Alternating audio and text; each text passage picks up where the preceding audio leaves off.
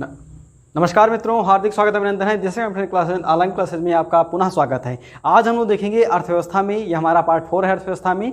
इससे पहले हम लोग ने देखा था आर्थिक नियोजन के विषय में, यानी कि स्वतंत्रता के पूर्व का आर्थिक नियोजन, जिसमें हम लोगों ने फिक्की देखा, बॉम्बे प्लान देखा। इस प्रकार से आज हम लोग देखेंगे स्वतंत्रता के बाद में आर्थिक नियोजन। देखिए, स्वतंत्रता के बाद में आर्थिक नियोजन की बात की जाए तो सामान्यतः ये बताया गया था कि 1948 के आसपास क्या होता है कि 1948 में कांग्रेस कमेटी एक अपना प्लान प्रस्तुत करती है और वो सिफारिश करती है कि देश में एक स्थायी कमीशन बनाया जाए, जिसका प्रमुख कार्य होगा कि वो आर्थिक विकास का कार्य कर सके। तो नेहरू जी इस कमेटी की सिफारिश को मान्यता दे देते हैं और उनके अनुसार ही क्या होता है कि 15 मार्च 1950 को देश में एक योजना आयोग की स्थापना हो जाती है और इसका प्रमुख कार्य क्या होता है कि ये पंचवर्षीय योजनाओं के निर्माण का कार्य करती है। अगर बात की जाए तो जो योजना आयोग था, यह एक गैर सांविधानिक निकाय था, अर्थात ये कह सकते हैं कि यह एक ऐसा निकाय था जिसका संविधान में कहीं भी वर्णन नहीं है और इसकी जो स्थापना हुई थी वो कैबिनेट की सिफारिश पर हुई थी, अर्थात कैबिनेट ने अपनी अंतिम मोहर लगाई थी। कैबिनेट की मोहर पर कैबिनेट ने अपनी मंजूरी दी, जिस प्रकार से भारत में योजना आयोग की स्थापना की गई थी। इसका प्रमुख कार्य यह बताया गया था कि सामान्य रूप से देश में जो आर्थिक नियोजन होगा उसके लिए जो पंचवर्षीय योजनाएं होंगी, जिसे हम लोग 5 ईयर प्लान भी कह सकते हैं, वो योजना आयोग के द्वारा ही बनाए जाते थे। और अगर बात की जाए तो सामान्य रूप से देश का जो प्रधानमंत्री होता था वो योजना आयोग का अध्यक्ष होता था। अध्यक्ष कौन होगा? देश का प्रधानमंत्री। जो देश का प्रधानमंत्री होता था वो योजना आयोग का अध्यक्ष होता था और जो पंडित जवाहरलाल नेहरू जी थे वो योजना आयोग के प्रथम अध्यक्ष माने जाते हैं। इसके साथ साथ अगर बात करें हम उपाध्यक्ष की, तो उपाध्यक्ष के विषय में ये कहा जाता है कि सामान्य रूप से जो कैबिनेट स्तर का मंत्री होता था वही इसमें कह सकते हैं कि उपाध्यक्ष बनाया जाता था। तो जो गुलजारी लाल नंदा जी थे, गुलजारी लाल नंदा, ये योजना आयोग के प्रथम अध्यक्ष बनते हैं। आपको ध्यान रखना है कि जो गुलजारी लाल नंदा हैं ये भारत के प्रथम कार्यवाहक प्रधानमंत्री भी बनते हैं। 2 बार ये कार्यवाहक प्रधानमंत्री बनते हैं। एक बार जब नेहरू जी का देहांत हो जाता है, उसके बाद में जब शास्त्री जी का देहांत हो जाता है, तो ये 2 बार देश के कह सकते हैं कि कार्यवाहक प्रधानमंत्री बनते हैं। और ये सामान्य रूप से जो योजना आयोग था ये कह सकते हैं कि पंचवर्षीय योजनाएं बनाता था। इसके माध्यम से क्या हुआ कि 1 अप्रैल 1951 को देश में आर्थिक नियोजन की औपचारिक शुरुआत हो जाती है। कई बार प्रश्न पूछा गया है कि देश में आर्थिक नियोजन की शुरुआत कब होती है, तो ध्यान रखेंगे यहाँ पे लिखा हुआ है आर्थिक नियोजन की शुरुआत कब होती है, तो ये 1 अप्रैल 1951 से देश में आर्थिक नियोजन की शुरुआत हो जाती है। क्योंकि इसकी ये जो अवधि है, इस अवधि में देश में प्रथम पंचवर्षीय योजना को लागू कर दिया जाता है और इसकी जो टाइमिंग होती है वो 5 वर्षीय होती है। 1951 से लेकर के 1966 की जो अवधि है यह प्रथम पंचवर्षीय योजना की मानी जाती है। उसके बाद में इसी समय एक दूसरा आयोग बनता है, कह सकते हैं एक दूसरा विभाग बनता है। सामान्य रूप से उसे कहा गया है राष्ट्रीय विकास परिषद। राष्ट्रीय विकास परिषद, इसकी जो स्थापना की गई थी वो केसी नियोगी समिति की सिफारिश पर की गई थी। 6 अगस्त 1952 को इसकी स्थापना हुई थी। और जो राष्ट्रीय विकास परिषद है ये भी कह सकते हैं कि एक गैर सांविधानिक निकाय है, अर्थात इस संस्था का विवरण भारतीय संविधान में कहीं भी नहीं है। इसका जो प्रमुख कार्य था कि पंचवर्षीय योजनाओं का अंतिम अनुमोदन करना, अर्थात जो पंचवर्षीय योजनाएं योजना आयोग के द्वारा बनाई जाती थी उनमें अंतिम कह सकते हैं कि जो जांच पड़ताल का कार्य होता था वो राष्ट्रीय विकास परिषद के द्वारा होता था। कुछ लोग इसकी आलोचना भी करते थे क्योंकि उनका मानना था कि जो लोग योजनाएं बना रहे हैं जब वहीं इसकी जाँच करेंगे तो वो इसमें गलतियाँ नहीं ढूंढ सकते हैं। अर्थात यदि आपका पेपर लिया जाए और आपसे ही कॉपी चेक करवाई जाए तो आप उसमें कोई गलती नहीं ढूंढ पाएंगे। इसलिए अधिकतर लोगों की आलोचना का केंद्र भी राष्ट्रीय विकास परिषद बनती है, परंतु इसका जो प्रमुख कार्य यही था कि सामान्यतः पंचवर्षीय योजनाओं पर ये अपनी जांच पड़ताल करती थी और जब इसकी स्वीकृति हो जाती थी तो उसके बाद पंचवर्षीय योजना को देश में लागू कर दिया जाता था। आपको ध्यान रखना है कि जो पंचवर्षीय योजना का अध्यक्ष होता था वो देश का प्रधानमंत्री ही होता था, देश का प्रधानमंत्री। इससे यह स्पष्ट हुआ कि जो पंडित जवाहरलाल नेहरू जी थे वो राष्ट्रीय विकास परिषद के भी प्रथम अध्यक्ष माने जाते हैं। इसके साथ साथ इसमें जो उपाध्यक्ष होता था वो वही उपाध्यक्ष होता था जो कह सकते हैं कि योजना आयोग का होता था। तो गुलजारी लाल नंदा जी इसके प्रथम उपाध्यक्ष थे, गुलजारी लाल नंदा। ये इसके प्रथम उपाध्यक्ष थे। तात्पर्य हमें कह सकते हैं कि जो अध्यक्ष और उपाध्यक्ष योजना आयोग के होते थे, वहीं अध्यक्ष और उपाध्यक्ष राष्ट्रीय विकास परिषद के भी होते थे। यहाँ पर भैया एक नाम आया है नियोगी समिति, आपको ध्यान रखना है। जो नियोगी समिति है ये केसी नियोगी की अध्यक्षता में बनी थी। देखिए यहाँ पे लिखा हुआ है केसी नियोगी। इनके विषय में आपको ध्यान रखना है कि 1951 में देश में प्रथम वित्त आयोग बनाया गया था। तो जो प्रथम वित्त आयोग बनाया गया था उसके जो अध्यक्ष थे वो कौन थे?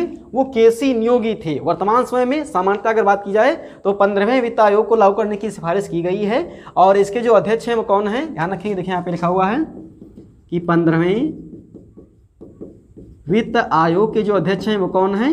वो NK सिंह हैं। ध्यान रखना है सभी को। और जो 14वें के हैं वो कौन है? YV रेड्डी हैं। 13वें के विजयल केलकर थे। तो ये प्रश्न आपकी परीक्षा में अवश्य पूछे जाते हैं। तो ये तो हो गया राष्ट्रीय विकास परिषद, जिसके माध्यम से कहा गया कि पंचवर्षीय योजनाओं का अंतिम अनुमोदन होगा। इस प्रकार से 1 अप्रैल 1951 को क्या हुआ? प्रथम पंचवर्षीय योजना को देश में लागू कर दिया गया और सामान्य रूप से इसमें राष्ट्रीय विकास परिषद ने अपनी स्वीकृति प्रदान की। तो अब हम लोग देखेंगे स्वतंत्र भारत का जो आर्थिक नियोजन है, इसमें सबसे प्रमुख रूप से अगर बात की जाए तो इसमें जो पहली पंचवर्षीय योजना आती है उसे हम शामिल करते हैं प्रथम पंचवर्षीय योजना। प्रथम पंचवर्षीय योजना, ध्यान रखेंगे इसकी जो अवधि बताई गई है वो इस प्रकार से है 1 अप्रैल 1951 से 31 मार्च 1956 तक। ये जो इसकी टाइमिंग मानी जाती है ये प्रथम पंचवर्षीय योजना की टाइमिंग मानी जाती है और सामान्य रूप से नेहरू जी की अगुवाई पर ही इसे लागू किया गया था। अब हम देखेंगे प्रथम पंचवर्षीय योजना के मुख्य बिंदु। सबसे पहला जो बिंदु इसमें यह बताया गया कि इस पंचवर्षीय योजना को हैरड डोमर मॉडल पर लागू किया गया था। हैरड डोमर मॉडल पर लागू किया गया। देखिए सामान्य रूप से अगर बात की जाए तो जो जिन बच्चों ने अर्थ विकास में या आर्थिकी के विकास के जो सिद्धांत हैं उनको पढ़ा है तो उसमें एक मॉडल आता है हैरड डोमर मॉडल। देखिए इसमें हैरड डोमर मॉडल आता है, इसी में कह सकते हैं कि शुम्पेटर का नवप्रवर्तन सिद्धांत आता है, इसी में बड़ा रोजर्सटी नोर्डन का बड़ा धक्का सिद्धांत आता है, यह सब इसमें सम्मिलित होते हैं। तो आपको ध्यान रखना है कि हैरड और डोमर ये दो अर्थशास्त्री थे। हैरड इंग्लैंड के थे, डोमर अमेरिका के थे और इन दोनों ने सतत विकास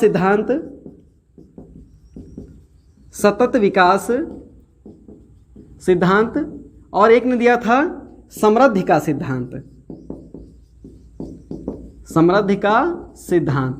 अर्थात इन दोनों सिद्धांतों में ये बात बताई गई थी कि सामान्य रूप से यदि हमें कह सकते हैं कि अपनी अर्थव्यवस्था को आगे बढ़ाना है तो बिना रुके नियमित रूप से आगे बढ़ना होगा, तभी हम इसमें वृद्धि कर सकते हैं। और सतत विकास की जो बात थी वो हैरड डोमर मॉडल में लागू की गई थी। देखिए सामान्य रूप से ये जो मॉडल बनाया गया था ये विकसित अर्थव्यवस्था पर बनाया गया था। यही कारण था कि इसने भारत में बहुत अच्छा काम नहीं किया। उसके बाद हम देखेंगे इसमें अन्य जो महत्वपूर्ण बिंदु होते हैं, कौन कौन से महत्वपूर्ण बिंदु हैं इसमें।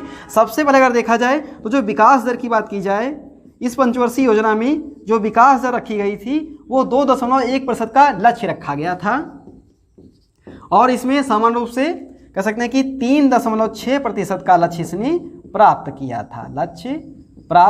किया। अर्थात हम भी कह सकते हैं कि सामान्य रूप से कुछ हद तक ये पंचवर्षीय योजना सफल साबित हुई थी। उसके बाद में देखेंगे अगला इसमें बिंदु क्या बताया गया है। अगला बिंदु इसमें यह बताया गया है कि सामान्यतः सबसे महत्वपूर्ण बिंदु यह है कि कृषि का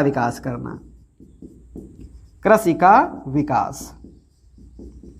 जी, सबसे महत्वपूर्ण बिंदु इसमें यही बताया गया था कि क्योंकि जब हमारा देश आज़ाद हुआ था तो भूखमरी एक बहुत बड़ी व्यापक समस्या थी। लाखों लोग कहा जाए तो कह सकते हैं भूखमरी का शिकार थे। तो सरकार का प्रमुख उद्देश्य ये था कि कृषि का विकास करें जिससे हम भूखमरी को दूर कर सकें। और कृषि के विकास में जो सबसे बड़ी समस्या थी वो कह सकते हैं कि सिंचाई की समस्या थी। अर्थात यहाँ पर एक बड़े क्षेत्र में सिंचाई की समस्या थी, या कह सकते हैं कि सिंचाई का अभाव था इसमें, जिससे कि हमारी कृषि जो थी वो उन्नत अवस्था में नहीं थी। यही कारण था कि इसमें बड़े बड़े बहुउद्देशीय परियोजना जो है इसमें शुरू की गई। जैसे इसमें कह सकते हैं कि भाखड़ा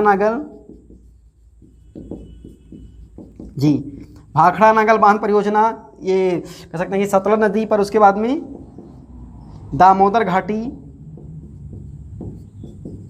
घाटी बांध परियोजना दामोदर नदी पर, उसके बाद में जैसे इसमें हीराकुंड बांध परियोजना महानदी पर ये बड़े बहुउद्देशीय परियोजनाएं इसमें कह सकते हैं कि शुरुआत की गई थी, जिसके माध्यम से कई जो हमारी सिंचाई की समस्या है उसे तीव्रता से दूर किया जा सके। दूसरी इसमें सबसे महत्वपूर्ण विशेषता ये बताई गई थी कि 1952 में सामुदायिक विकास कार्यक्रम शुरू किया गया था। सामुदायिक विकास कार्यक्रम की शुरुआत की गई थी, जिसके माध्यम से विकास का जो कार्यक्रम था, कह सकते हैं कि इसके तहत यह बनाया गया था कि सामान्य रूप से एक ब्लॉक को विकास का केंद्र बना दिया गया था। उसी समय ब्लॉक शब्द हमारे सम्मुख आया था और ब्लॉक से क्या होता था कि समस्त गांव का विकास किया जाए। इस समय बीडीओ की नियुक्ति की गई थी, परंतु ये जो कार्यक्रम बनाया गया था ये सिर्फ ब्लॉक पर ही सिमट करके रह गया था, गाँव में नहीं पहुँच पाया था। तो इसके प्रचार के लिए 1953 में एक राष्ट्रीय प्रसार सेवा कार्यक्रम शुरू किया गया था। राष्ट्रीय प्रसार सेवा कार्यक्रम की शुरुआत की गई थी और इस कार्यक्रम का प्रमुख उद्देश्य यह था कि जो सामुदायिक विकास कार्यक्रम है इसका गांव-गांव तक प्रचार किया जाए। इसके तहत कह सकते हैं कि विभिन्न प्रकार के कार्यक्रम चलाए जाते थे। नुक्कड़ नाटक के माध्यम से इसकी जो कह सकते हैं विशेषताएं हैं वो यहाँ पर बताई जाती थी। एक और महत्वपूर्ण बिंदु इसमें यह बताया गया था कि 1954 में क्या होता है कि परमाणु ऊर्जा विभाग का गठन कर दिया जाता है। बहुत महत्वपूर्ण बिंदु यह है, परमाणु ऊर्जा विभाग 1954 में परमाणु ऊर्जा विभाग बना दिया जाता है। आपको ध्यान रखना है कि जो परमाणु ऊर्जा विभाग है भारत में अगर देखा जाए तो औपचारिक रूप से जो इसकी शुरुआत की जाती है, देखिए वैसे तो जो परमाणु ऊर्जा आयोग बना था वो 1948 में बना था। परमाणु ऊर्जा आयोग ये बना था 1948 में। उसके बाद में विभाग कब बनता है? 1954 में बनता है। और आपको ध्यान रखना कि होमी जहांगीर भाभा, जो होमी भाभा थे, इनके निर्देशन पर भारत में परमाणु ऊर्जा आयोग का गठन होता है।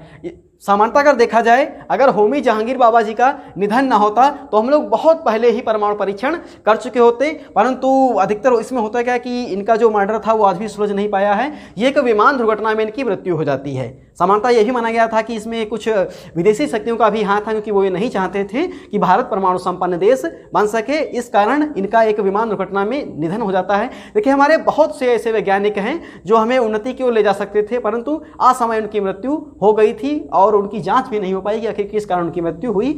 तो इन्होंने क्या किया, भाभा जी ने भारत में परमाणु ऊर्जा आयोग की शुरुआत की। और भारत में अगर देखा जाए तो परमाणु ऊर्जा जो विभाग होता है वो प्रधानमंत्री के ही अधीन होता है, अर्थात जो परमाणु बटन का नियंत्रण होता है वो प्रधानमंत्री के अधीन होता है। जब चाहे तब वो परमाणु बटन दबा सकता है, अन्य किसी के पास भी ये शक्तियां नहीं हैं। तो इस प्रकार से जो हमारी प्रथम पंचवर्षीय योजना थी, यह एक सफल पंचवर्षीय योजना कह सकते हैं कि साबित हुई और 1956 में इसका समापन हुआ। उसके बाद में द्वितीय पंचवर्षीय योजना को देश में लागू कर दिया गया।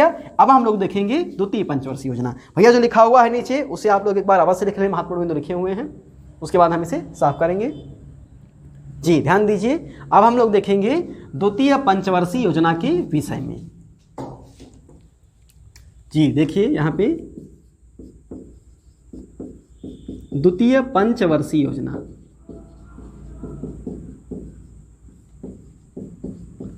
द्वितीय पंचवर्षीय योजना की अगर बात की जाए तो सामान्यतः इसे औद्योगिक पर आधारित पंचवर्षीय योजना माना जाता है।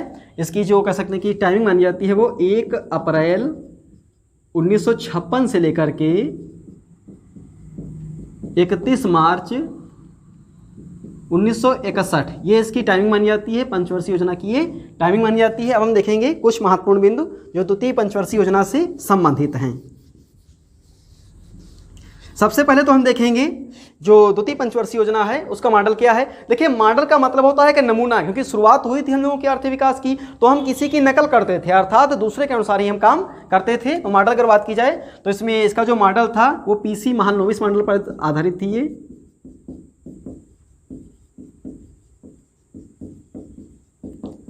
पीसी महालनोबिस मॉडल पर आधारित थी और ये मॉडल सामान्य रूप से एक विकासशील अर्थव्यवस्था के लिए बनाया गया था कि जो प्रशांत चंद्र महालनोबिस थे ये भारतीय अर्थशास्त्री हैं और इनका जो जन्म हुआ था वो 29 जून 1893 को हुआ था। इसलिए 29 जून को राष्ट्रीय सांख्यिकी दिवस मनाते हैं। बहुत महत्वपूर्ण प्रश्न है ये। 29 जून को राष्ट्रीय सांख्यिकी दिवस मनाते हैं। और जो बात की जाए अंतर्राष्ट्रीय विश्व सांख्यिकी दिवस की तो ये मनाते हैं 20 अक्टूबर को। विश्व सांख्यिकी दिवस ये कब मनाया जाता है? ये भैया हम लोग मनाते हैं 20 अक्टूबर को। दोनों प्रश्न महत्वपूर्ण परीक्षा में पूछे गए हैं। तो इसका मॉडल था पीसी महालनोबिस मॉडल, जिसमें यह बताया गया था कि सामान्यतः हमें जो हमारे प्राकृतिक संसाधन हैं उनको केंद्र बिंदु मानते हुए विकास की ओर आगे बढ़ना है। अब हम देखेंगे कुछ महत्वपूर्ण बिंदु इसमें कौन कौन से रखे गए हैं। सबसे महत्वपूर्ण बिंदु इसमें यह रखा गया था कि उद्योगों का तीव्रता से विकास, उद्योगों का तीव्रता से विकास करना, उद्योगों का तीव्रता से विकास करना। दूसरा इसमें बिंदु यह था कि समाजवादी समाज की स्थापना करना, समाजवादी राष्ट्र की स्थापना करना। कि नेहरू जी थे वो रूस के पक्षधर थे, समाजवाद में उनका विश्वास था। उसके बाद में जो अगला बिंदु इसमें यह बताया गया कि समान रूप से राष्ट्रीय आय में 25% की वृद्धि करना, राष्ट्रीय आय में 25% की वृद्धि करना। दूसरा इसमें जो गौड़ बिंदु बताया गया था, इसमें भी कृषि को सम्मिलित किया गया था कि कृषि का विकास किया जाए, कृषि का विकास करना। आगे हम लोग देखेंगे, जैसे पहले बता दिया गया कि भारी औद्योगिकरण की बात की गई, तो इसमें आपको ध्यान रखना है कि सामान्य रूप से राउरकेला, उसके बाद इसमें ध्यान रखना है भिलाई और दुर्गापुर में औद्योगिकरण प्रारंभ हुआ।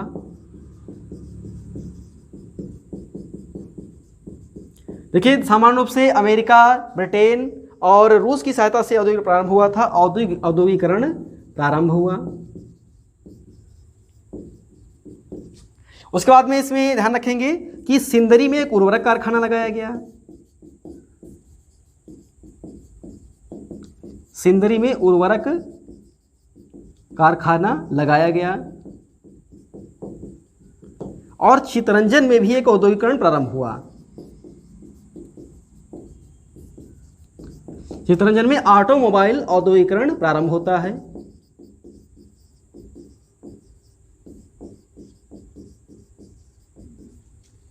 औद्योगिकरण प्रारंभ होता है,